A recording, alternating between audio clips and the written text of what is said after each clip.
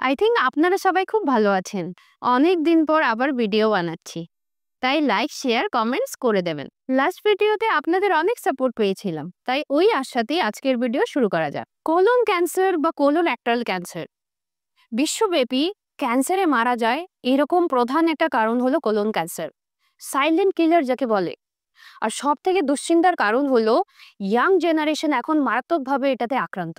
কিন্তু একটা সুখবর হলো, যদি এর আর্লি ডিটেকশন কোনোভাবে করা যায় তাহলে নিশ্চয়ই এই রোগটাকে খুব ভালোভাবে সারানো যায়। একটা সার্ভেতে দেখা গেছে 2040 আসতে আসতে পার ইয়ার প্রায় 73% মতো ডেথ হতে পারে ডিউ টু কোলন ক্যান্সার।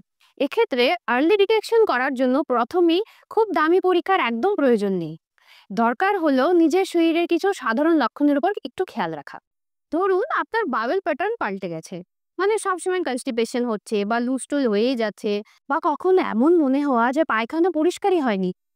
এরকম যদি সপ্তাহের পর সপ্তাহে চলতে থাকে তাহলে কিন্তু সাবধান হয়ে যান। তাছাড়া পায়খানার সাথে রক্ত পড়ছে, পেটে অস্বস্তি বোধ হচ্ছে, কিংবা হঠাৎ করে ওজন অনেকটাই কমে গেছে খেয়াল করলে, এরকম হলে ভেবে নিতে হবে যে আপনার আদৌ কোলন ক্যান্সার ভবিষ্যতে আসছে কিনা।